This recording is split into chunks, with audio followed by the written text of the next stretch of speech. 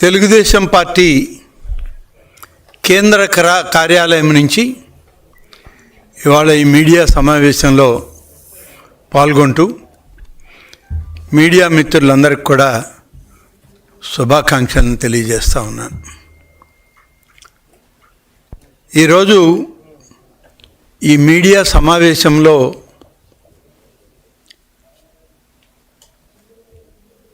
ఒక ప్రత్యేకమైన పరిస్థితుల్లో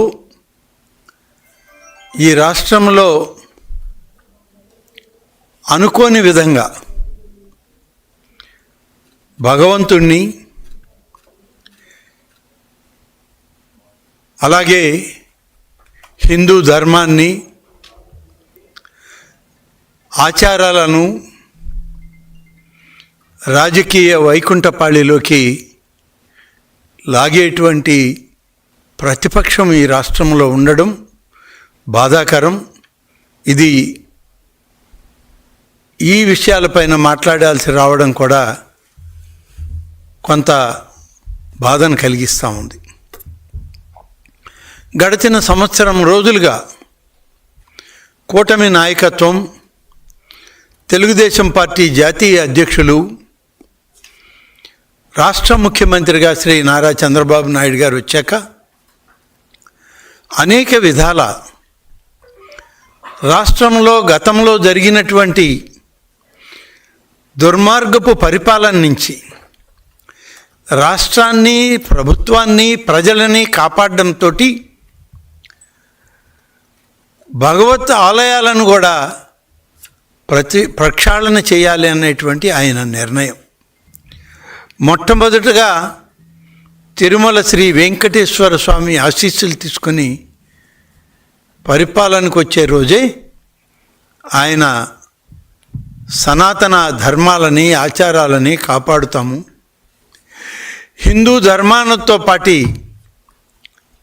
అన్ని మతస్థులను కూడా గౌరవిస్తాం మేము అని చెప్పేటువంటి కార్యక్రమం చేశాం.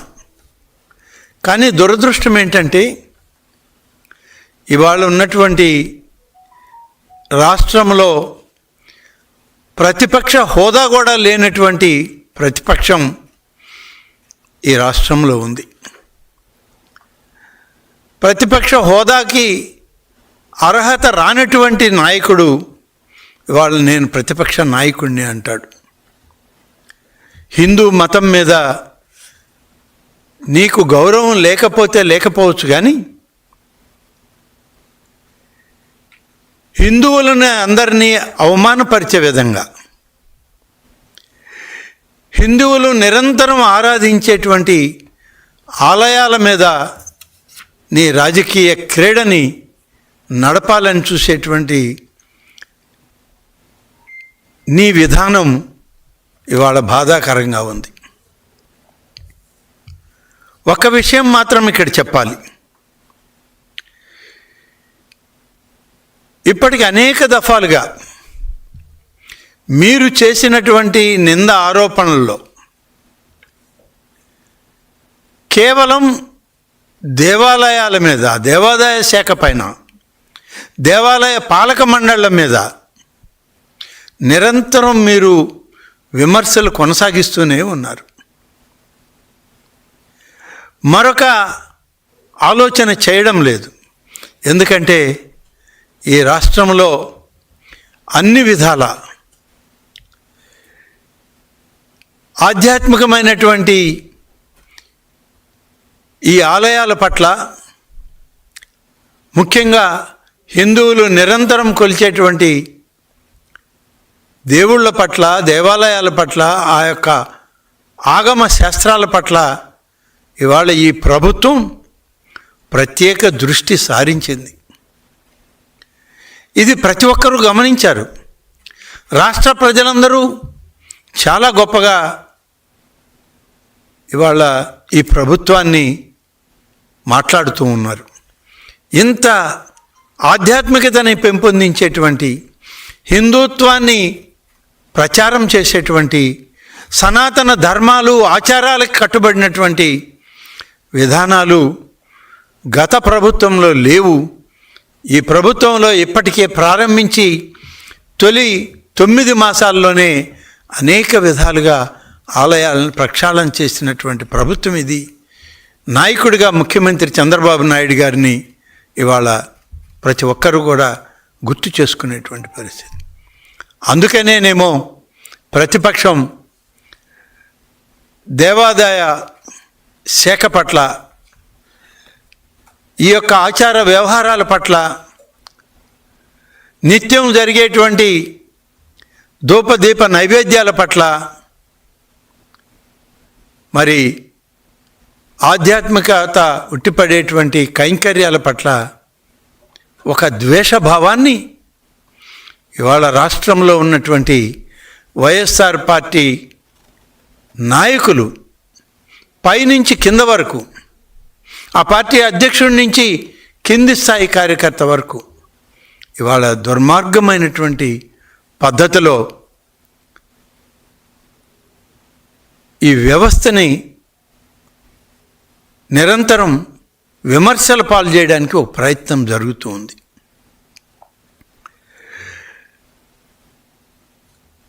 ఎన్ని రకాలుగా ఈ ప్రభుత్వం మొదలుపెట్టిందో అన్ని పద్ధతుల్ని చేస్తామని చెప్పినవన్నీ కూడా చేసినటువంటి ప్రభుత్వం ఇది. అందుకే ఈ సందర్భంలో ఒక్క వాక్యం మాత్రం చెప్పాల్సిన అవసరం ఉంది. వైఎస్ఆర్ కాంగ్రెస్ పార్టీ నాయకుడైనటువంటి జగన్మోహన్ రెడ్డిని, ఆయన అనుచర గణాన్ని దేవుడు క్షమించడు. కలియుగ దైవమైనటువంటి శ్రీ వెంకటేశ్వర స్వామి సన్నిధిలో నువ్వు వైకుంఠం పైనే విషం జిమ్మేటువంటి పరిస్థితులు, జరగనివి జరిగినట్లుగా నీ మీడియాలో, నీ బులుగు మీడియాలో వివిధ రకాలుగా ప్రచారం చేస్తే ప్రజలు నమ్ముతారనేటువంటి ఒక తప్పుడు ఆలోచనని, మార్గాన్ని ఎంచుకున్నారు మీరు. ఇది కొనసాగదు అని చెప్పి చెప్పాల్సినటువంటి అవసరం ఉంది. అందుకని ఈరోజు అనేక దఫాలు గతంలో కూడా చెప్పాము, ఎక్కడికక్కడ చెప్తూనే వస్తున్నాం. కానీ ఇవాళ వైఎస్ఆర్ పార్టీ నాయకులకి ఇవి ఎన్ని చెప్పినా వాళ్ళ తలకి ఎక్కడం లేదు. తప్పక ఇవాళ మళ్ళీ కేంద్ర పార్టీ కార్యాలయం నుంచే మీకు జవాబు చెప్పాలి అని చెప్పి చేసేటువంటి ప్రయత్నం ఇవాళ మొదలుపెట్టాను. దాదాపుగా 4.5 దశాబ్దాల రాజకీయ జీవితం ఉన్నది. అనేక మంది ముఖ్యమంత్రులతో పనిచేసినటువంటి వ్యవస్థలో ఉన్నటువంటి వ్యక్తిని నేను. కానీ దుర్మార్గం ఈరోజు ఇటువంటి ప్రతిపక్షంకి సాక్షాత్తు వైకుంఠవాసి మీద జరిగే దుష్ప్రచారం మీద జవాబు చెప్పుకోవాల్సి రావడం అనేదే నాకు బాధగా ఉంది. ఎప్పుడు చూడలేదు ఎలాంటి ప్రతిపక్షాన్ని. మేము అధికార పక్షంలో ఉన్నాం, ప్రతిపక్షాల్లో ఉన్నాం, కానీ నిరంతరం 5.5 కోట్ల ఆంధ్రులను పూజించేటువంటి దైవం మీద ఇవాళ ప్రతిపక్షాలు చేసే ఆరోపణలకి సమాధానం చెప్పాల్సిన పరిస్థితి. కానీ ఇటువంటి ప్రతిపక్షం ఉండడం బాధాకరం. రాజకీయ ప్రయోజనాల కోసం, నీ స్వార్థ రాజకీయం కోసం, కేవలం నీ రాజకీయ పార్టీ మనుగడని కాపాడుకోవడం కోసం ఇవాళ దేవుడిని సైతం నువ్వు వదిలిపెట్టకుండా ఒక సైకోలాగా ఇవాళ ఆనందం పొందడానికి దేవుణ్ణి కూడా దూషించే పరిస్థితి వచ్చింది మీకు. ఇవాళ రాజకీయంగా నువ్వు మాట్లాడు, ఎన్ని రకాలుగా అయినా మాట్లాడతాం, చెప్తాం. ప్రతిపక్ష హోదా లేదు కాబట్టి నేను శాసనసభకు రానని చెప్పి ముఖం చాటేసి వెళ్ళిపోయినటువంటి వ్యక్తివి నువ్వు. పాపం నువ్వే కాదు, నీతోటి గెలిచిన 11 మందే వాళ్ళకు కూడా శాసనసభ మొహం చూసేటువంటి అవకాశమే ఇవ్వలేదు నువ్వు. 11 మంది శాసనసభ్యులు, అందులో సగానికి సగం పైగా ఇవాళ సెంట్రల్ జైళ్ళల్లో మగ్గిపోతున్నారు వాళ్ళు.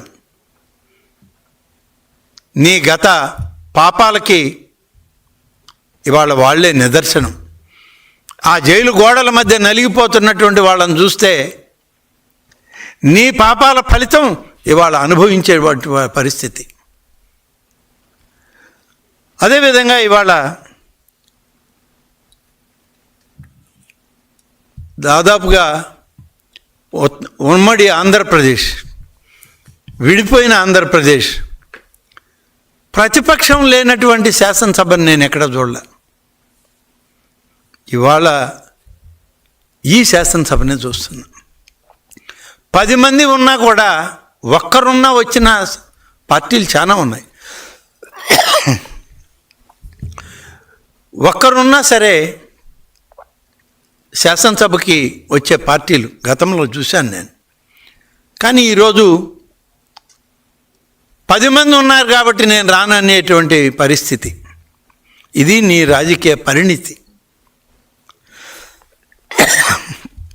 ఎక్కడ చూసినా అరాచకం, దురదృష్టకరం. ఈ అరాచకాన్ని, దుర్వినియోగాన్ని, దోపిడీని ఇవాళ ప్రభుత్వాల్లో ఎదుర్కొనే పరిస్థితి లేక నువ్వు శాసనసభని పక్కదారి పట్టించే ప్రయత్నం చేస్తున్నావు.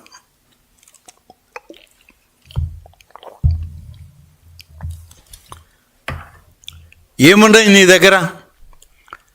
తీస్తే మద్యం కుంభకోణం, భూదోపిడి. రాష్ట్రం నుంచి ప్రజలు నిన్ను ఇంటికి పంపించారు. నీ ముఖార విందాన్ని శాసనసభలో చూడలేమని చెప్పి పక్కకు పంపించారు. రాష్ట్ర ప్రజలే పంపించారంటే నీ సొంత నియోజకవర్గం పులివెందుల్లో కూడా నీకు స్థానం లేదని చెప్పకనే చెప్పారు. పులివెందుల ప్రజలు తప్పు చేశారంటావే కానీ నేను ఏదో పొరపాటు చేస్తే నన్ను ప్రజాస్వామ్యంలో పక్కన పెట్టారు నా ప్రజలని నువ్వు ఒప్పుకోవటంలే. ఈ రోజుకి నువ్వు ఒప్పుకోవట్లే. ప్రజలు తప్పు చేశారు, వ్యవస్థలు తప్పు చేశాయని అంటున్నావు. ఇది ఎక్కడి విధానం అని అడుగుతున్నా. ఎక్కడ చూసినా అరాచకాలు, దోపిడీ, అవినీతి, ఇవన్నిటినీ ప్రజల మనసుల్లో నుంచి తుడిచివేయడానికి కొత్తగా ఒక డైవర్షన్ పాలిటిక్స్ మొదలుపెట్టావు. నీది ఇప్పుడే కాదు, ఎప్పుడూ డైవర్షన్ పాలిటిక్స్ అనేది. నీ మీదకి నేరుగా ఏదైనా ఒక ఆరోపణ వచ్చినా ఎదుర్కొనేటువంటి ఆత్మస్థైర్యం నీకు లేదు. డైవర్షన్ పాలిటిక్స్తో ఇవాళ అందరి మనసుల్లోంచి ఒక్కసారిగా నిన్ను మర్చిపోవాలంటే ఏం చేయాలి అంటే, దైవాన్ని దూషిస్తే, దైవ కార్యక్రమాల మీద బురద జల్లితే అందరూ ఆ వైపు చూస్తారు, నా వైపు చూడకుండా అనేటువంటి తప్పుడు ఆలోచన ఇది. అందుకనే ఇవాళ ఈ యొక్క దైవ దూషణ పట్ల నువ్వు ఆకర్షితుడు అయ్యావు. దాని పక్కనే, దానివైపే నువ్వు మాట్లాడుతున్నావు. ఇవాళ మేము ఏం తప్పు చేశాం? మా ప్రభుత్వం అధికారంలోకి వచ్చిన తర్వాత మొట్టమొదటి రోజే నిర్ణయం తీసుకున్నాం, మేము చెప్పిన కార్యక్రమాలు చేయాలని. 95% మా మేనిఫెస్టోలో ఉన్నటువంటి అన్ని విషయాలని పూర్తి చేశాం. మేము చెప్పినటువంటి ఆలయాల ప్రక్షాళనలో భాగంగా హిందూ ధర్మ పరిరక్షణ బోర్డుని వేస్తామన్నాం. ఇటీవలనే దాసరి శ్రీనివాసులు గారు, రిటైర్డ్ సీనియర్ ఐఏఎస్ అధికారి, వారిని అధ్యక్షతగా పెట్టి ఆ బోర్డుని నామినేట్ చేసి ఇటీవలే ఆదేశాలు ఇవ్వడం జరిగింది. జీవోలు కూడా విడుదలైనాయి. అలాగే 50,000 ఆదాయం పైన ఉన్న ఆలయాల్లో పనిచేస్తున్నటువంటి అర్చకులకి గతంలో 10,000 రూపాయలే వాళ్ళకి పారితోషికం ఉంటే దాన్ని 15,000 రూపాయలు పారితోషికంగా ఆనాడు మేము ఎన్నికల్లో ప్రకటించాం. వచ్చిన తర్వాత 15,000 రూపాయల పారితోషికాన్ని ఆ యొక్క అర్చకులకి ఇస్తూ జీవోని విడుదల చేయడం జరిగింది. ఇవాళ వాళ్ళకందరికీ వాళ్ళ బ్యాంక్ అకౌంట్లకి 15,000 రూపాయలని పంపించడం జరుగుతుంది. 50,000కు తక్కువ ఉన్నటువంటి ఆలయాల్లో నిరంతరం పూజా కైంకర్యాలు జరగాలి అని అంటే జీతభత్యాలు సరిపోక ఆయా ప్రాంతాల్లో అర్చకులు పూజలు చేయడం లేదని తెలిసి ధూపదీప నైవేద్యం అనేటువంటి ఒక పథకం, ఈ పథకాన్ని ప్రారంభించాం. ఇది ఎవరో చేసింది కాదు. గతంలో ముఖ్యమంత్రిగా ఉన్నప్పుడు ఇప్పటి ముఖ్యమంత్రి అయినటువంటి శ్రీ నారా చంద్రబాబు నాయుడు గారే ధూపదీప నైవేద్యాల కింద 2,500 రూపాయలు పారితోషికం మొదలుపెట్టాం. తర్వాత మళ్ళీ ఆయన హయాంలోనే రెండవ దఫా ముఖ్యమంత్రి అయ్యాక 2,500ని 5,000కు పెంచి ఇవ్వడం జరిగింది. 5,000 ఇవాళ సరిపోవడం లేదని అంటే 10,000కు పెంచి ప్రతి ధూపదీప నైవేద్యం గతంలో ఇచ్చినవి కానీ ఇప్పుడు అదనంగా ఇచ్చేటువంటి వాటికి కానీ 10,000 రూపాయలకు పెంచి ఇవాళ నిధులు విడుదల చేస్తున్నాం. జీవోని విడుదల చేసి ఆలయాల్లో పవిత్రతను కాపాడడానికి ఆ అర్చక బ్రాహ్మణీకం మరి అదేవిధంగా వేదం చదివినటువంటి వాళ్ళకి, వారు బ్రాహ్మలు కావచ్చు మరెవరైనా కావచ్చు, అర్చక వృత్తిలో ఉన్న వాళ్ళని ఆదుకోవాలని చేసేటువంటి ఒక ప్రయత్నం ఈ ప్రభుత్వం చెప్పిన మాట నిలబెట్టుకుంది. అలాగే ఆలయాల్లో ఆగమ శాస్త్రం, ఆగమ పండితులు ఎవరైతే ఉన్నారో వాళ్ళ సూచనల మేరకే పూజాది కైంకర్యాలు ఆ ఆలయంలో జరగాలి తప్ప దేవాదాయ శాఖ అధికారులు, పాలక వర్గాల ప్రతినిధులు చెప్పిన విధంగా పూజాది కార్యక్రమాలు ఉండకూడదు. దానికి ఒక విధానం ఉంది, వేదం ఉంది, ఆగమ శాస్త్రం ఉంది. ఆ శాస్త్రం ప్రకారం ఆగమ పండితులు ఇచ్చినటువంటి పద్ధతిలో మీరు పూజలు నిర్వహించాలని చెప్పి రాష్ట్ర ప్రభుత్వం ఆదేశాలు ఇచ్చాం. మేము ఇచ్చిన ఆదేశాలు ఇవాళ అమలు అవుతూ ఉన్నాయి ఆలయాలు. ఆ విధంగా జీవో విడుదల చేసి మరి అందరి అధికారులకి ఇవాళ ఆ జీవోను అమలు చేస్తూ మేము వెళ్ళినటువంటి ప్రతి ఆలయంలో పరిశీలిస్తున్నాం. ఏ విధంగా జరుగుతుందో కూడా పరీక్షించడం జరుగుతూ ఉంది. ఆ విధంగా చేస్తూ పౌరోహిత్యం, వంట బ్రాహ్మణులను కులవృత్తిగా గుర్తిస్తామని చెప్పాం. దానికి కూడా ఇవాళ నిర్ణయం తీసుకుని దేవాలయాల్లో పూర్తి పరిరక్షణ ఉండాలి, రక్షణ ఉండాలి అని చెప్పి వాటి మీద నిర్ణయం తీసుకోవడం జరిగింది. ఈరోజు మరొక కార్యక్రమం, వేద పండితులు వేదం అభ్యాసం చేసి వేదంలో వాళ్ళు ఉత్తీర్ణులు అయ్యాక మాకు ఏ రకమైనటువంటి ఆదాయ వనరులు లేవు, మేము ఎక్కడా కూడా మేము ఈ యొక్క వేద పండితులుగా మేము రోజువారీ కార్యక్రమాల్లో మేము ఉద్యోగాలు కానీ మా యొక్క ఆర్థిక స్తోమతను పెంచుకునే కార్యక్రమాల్లో లేవంటే వేద పండితులకి ఎప్పుడూ లేనటువంటి విధంగా 3 సంవత్సరాలు వారు పాస్ అయిన తరువాత 3 సంవత్సరాల కాలం నెలకు 3,000 రూపాయల లెక్కన సంభావన ఇవ్వడానికి జియో విడుదల చేస్తే మాకు 600 అప్లికేషన్లు వచ్చాయి. 599 అప్లికేషన్లని మేము వాళ్ళు అర్హులుగా గుర్తించి 599 మందికి నెలకు 3,000 రూపాయల లెక్కన 3 సంవత్సరాల పాటు సంభావన కింద వాళ్ళ బ్యాంక్ అకౌంట్లకి ఇవాళ విడుదల చేస్తూ ఉన్నాం. ఈ విధమైనటువంటి ప్రక్షాళన కార్యక్రమాల్లో అనేక విధాలుగా ఈరోజు చేయడం జరుగుతూ ఉంది. అలాగే ఇవాళ ఆలయాల్లో పాలక వర్గాలను వేసేటప్పుడు అనేక రకాల ప్రజాస్వామ్య విధానంలో, రాజ్యాంగ విధానంలో రిజర్వేషన్లు పాటించాల్సిన అవసరం ఉంది. ఈ రిజర్వేషన్ల ప్రక్రియలోకి అతి తక్కువ మంది ఉన్నటువంటి బ్రాహ్మణులు కానీ, నాయీ బ్రాహ్మణులు కానీ, ఆయా గ్రామాల్లో తక్కువ కుటుంబాలు ఉంటాయి కాబట్టి వాళ్ళని పాలక వర్గాల్లోకి తీసుకోవడం అవకాశం తక్కువగా ఉందని గుర్తించినటువంటి కూటమి నాయకత్వం ఎన్నికల మేనిఫెస్టోలోనే పెట్టాం. కూటమి నాయకత్వం అధికారంలోకి వచ్చిన వెంటనే బ్రాహ్మణులను, నాయీ బ్రాహ్మణులను ఇద్దరికీ ప్రతి పాలక వర్గంలో కూడా మేము సభ్యులుగా ఉండే విధంగా మేము ఏర్పాటు చేస్తామన్నాం. జీవో విడుదల చేశాం. గతంలో 7 మంది ఉంటే దాన్ని 9 చేశాం. 9 ఉన్నటువంటి ఆలయాలను 11 చేశాం. 11 ఉన్న ఆలయాలని 13 చేశాం. 13 ఉన్న ఆలయాలని 15 చేశాం.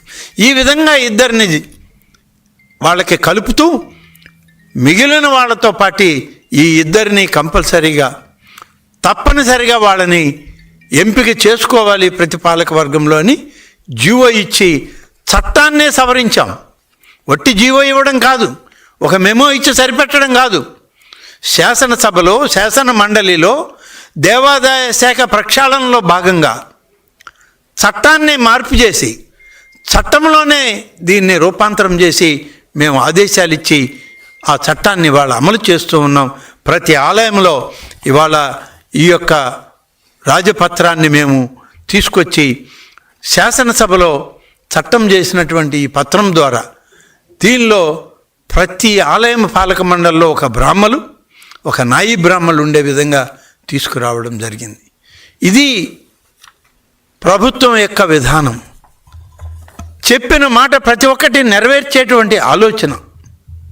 అదేవిధంగా ఇవాళ నాయీ బ్రాహ్మలు వాళ్ళకి పెద్దగా పారితోషికం రాదు.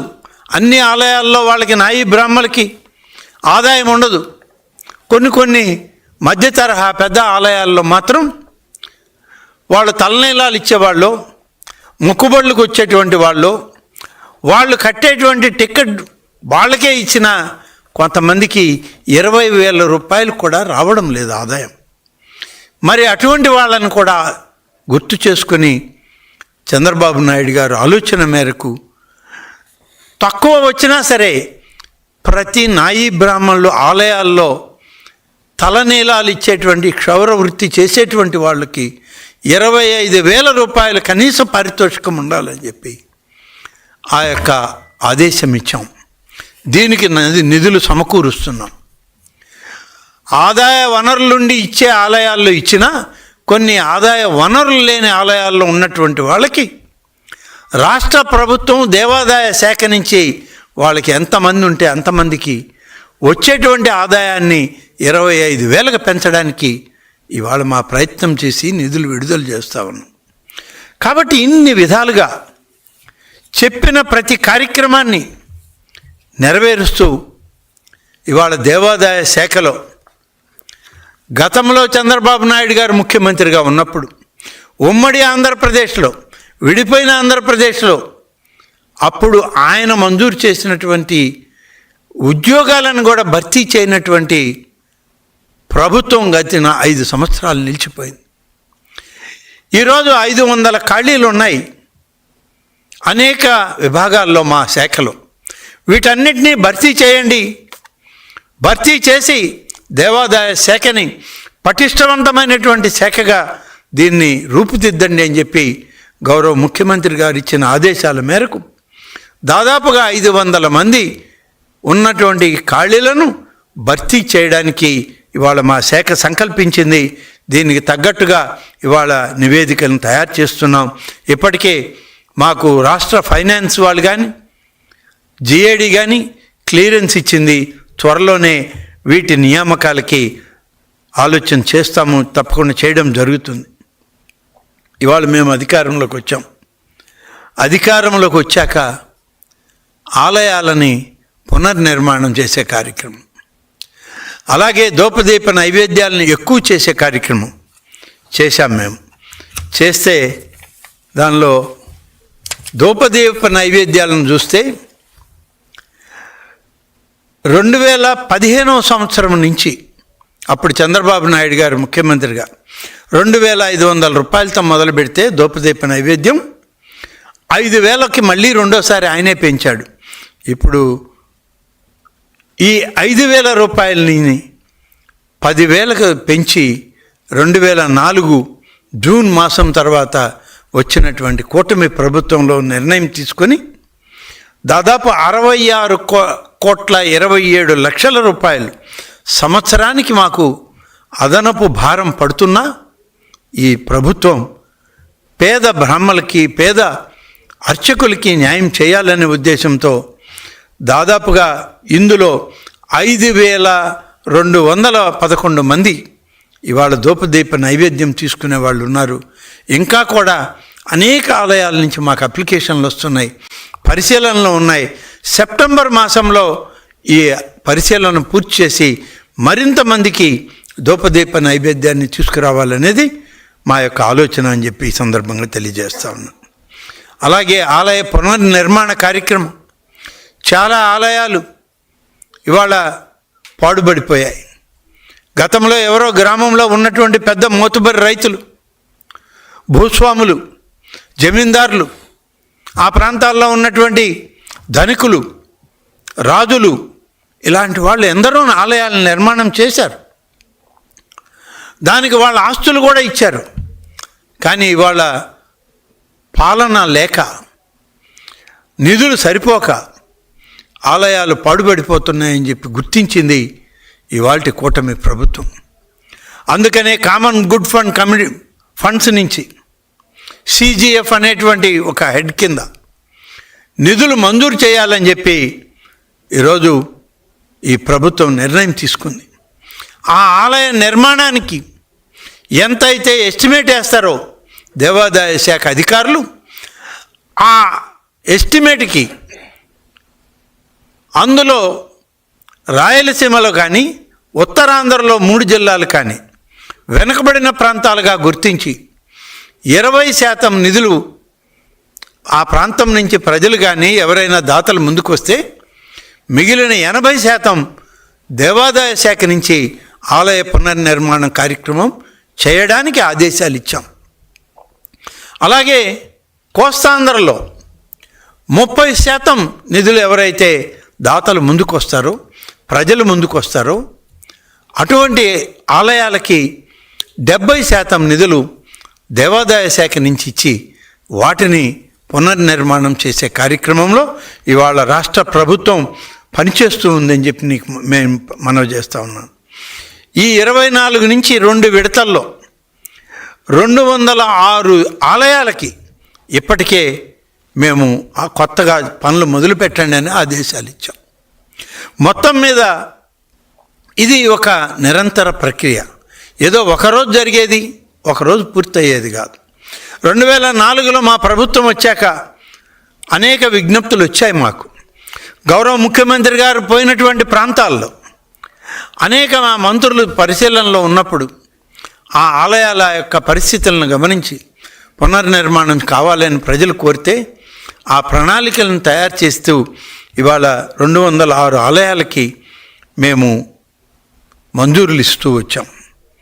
ఇప్పుడు కూడా ఈ మాసంలో కూడా కొన్ని ఇచ్చాం.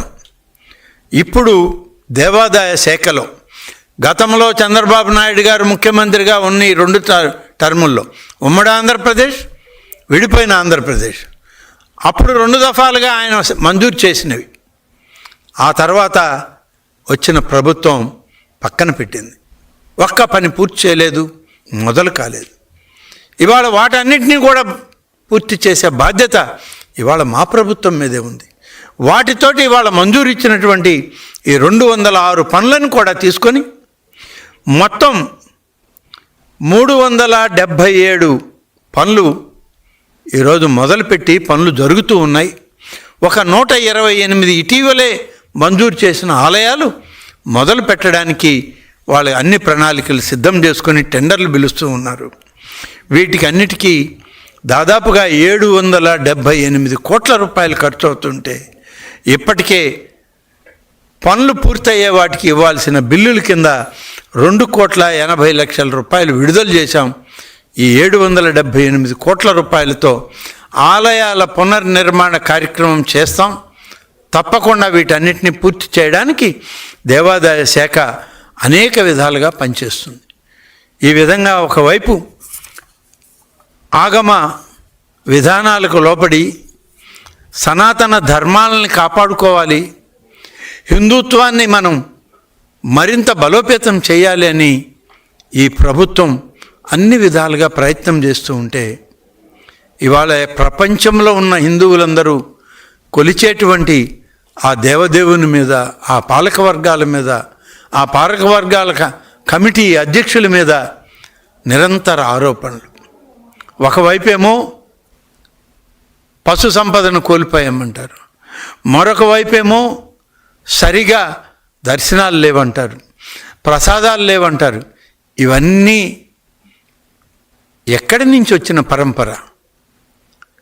మేము వచ్చిన తర్వాత జరిగినాయి కావు ఇవన్నీ. అయ్యా, గత పాలక వర్గానికి అధ్యక్షుడిగా ఉన్నటువంటి పెద్ద మనిషి కరుణాకర్ రెడ్డి, నువ్వు నాస్తికుడు అని ఆనాడే చెప్పారు అందరూ. నీకు దైవం మీద దృష్టి లేదు, కేవలం అధికారం ఉందని చెప్పే అహంకారంతో మీ నాయకులు నువ్వు పాలక వర్గాల పగ్గాలు చేపట్టి ఆ భగవంతుని యొక్క నిరంతర పూజాది కార్యక్రమాలని క్షీణింపజేయడానికే నువ్వు ఆనాడు పనిచేసావనేది ఇవాళ ప్రతి ఒక్కరూ నమ్మినటువంటి మాట. నీవు, నీ కుటుంబం తిరుమల తిరుపతి దేవస్థానం యొక్క కార్యక్రమాల్లో ఏ విధంగా దోపిడీ చేశారో, దోపిడీకి గురయ్యాయో ఆ దేవస్థాన వ్యవహారాలన్నీ అందరికీ కళ్ళకు కట్టినట్టే కనపడ్డాయి. లడ్డు కల్తీ ఎక్కడి నుంచి జరిగింది అనేది విచారిస్తే లడ్డు కల్తీ జరిగింది వాస్తవం అనేది బయటపడింది. దాని మీద నివేదికలు వచ్చాయి, కమిషన్ల రిపోర్ట్లు వచ్చాయి, చర్యలు తీసుకుంటా ఉంది ఈ ప్రభుత్వం.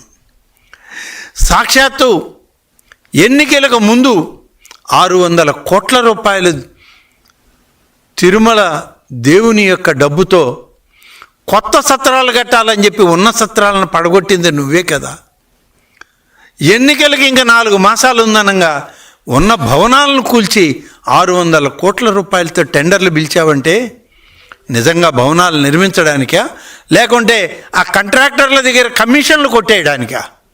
ఇది అందరికీ తెలిసిన విషయమే.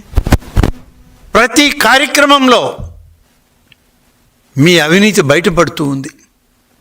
ప్రతి దానిలో గత పరిపాలనలో జరిగినటువంటి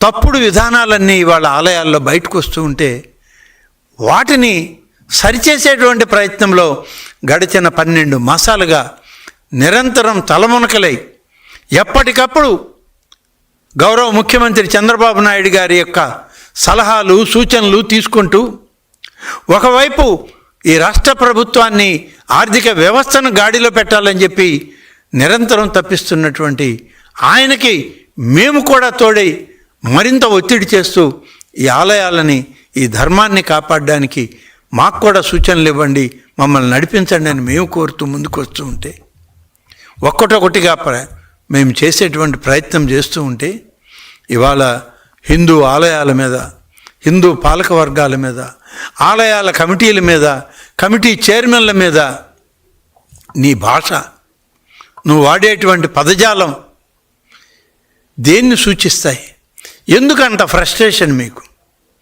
5 సంవత్సరాలు ప్రజలు మాకు తీర్పిచ్చారని భుజాలు ఎగరేసుకొని దేవుణ్ణి కూడా దోచేసుకున్నారే. ఇవాళ అదే ప్రజలు మిమ్మల్ని ప్రతిపక్ష హోదా కూడా లేకుండా పక్కన పెట్టారు. ఇంకా మీకు విఘ్నత కలగలేదు, మీకు ఇంకా బుద్ధి రాలేదు, ఇంకా మీరు ఆలోచన శక్తి మీకు పెరగలేదు అని మీ చర్యల వల్లే బయటపడుతూ ఉంది.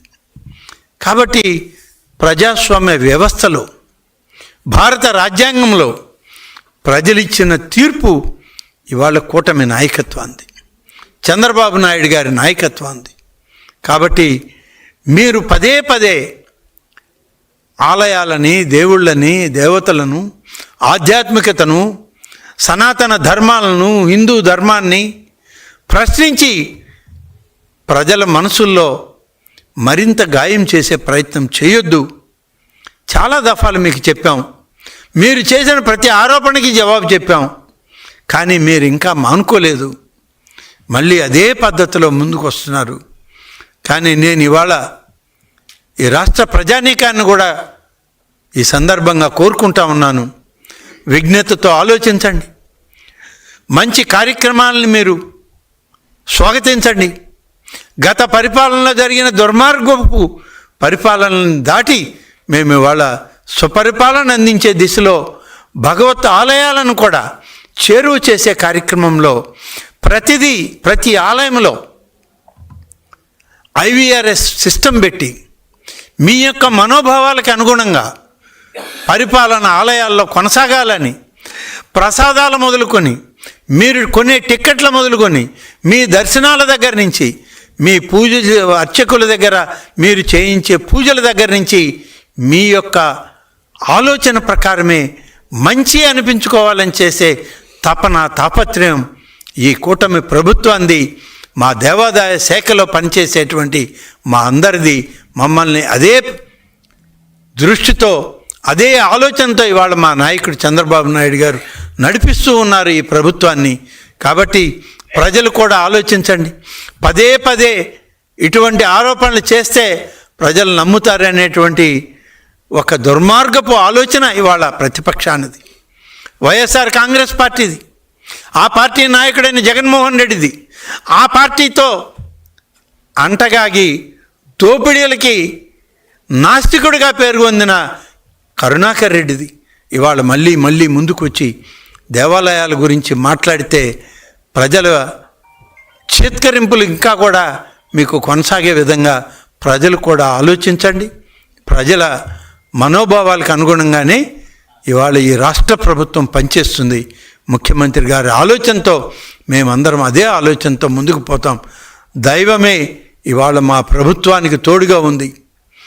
ఆ దైవం యొక్క అంశమే ఇవాళ ముఖ్యమంత్రిగా ఈ ప్రభుత్వాన్ని నడిపిస్తుంది, ప్రజల దరి చేరుస్తుంది.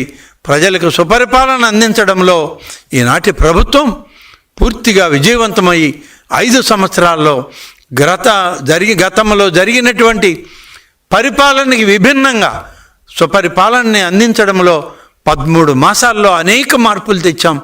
చెప్పిన ప్రతి కార్యక్రమాన్ని నెరవేర్చి సూపర్ 6ని సూపర్ కార్యక్రమం కింద మేము మార్చాం. దీనికి రాబోయే రోజుల్లో మరింత సేవ చేసేటువంటి అవకాశం ఈ ప్రభుత్వానికి, ఈ పాలకవర్గానికి, మా ముఖ్యమంత్రి గారికి నిండు మనసుతో ఈ యొక్క ఆచార వ్యవహారాలను చూసే ప్రతి ఒక్కరు కూడా ఈ రాష్ట్ర ప్రజలందరినీ ఆశీర్వదించండి అని కోరుతూ సెలవు తీసుకుంటాను. Thank you.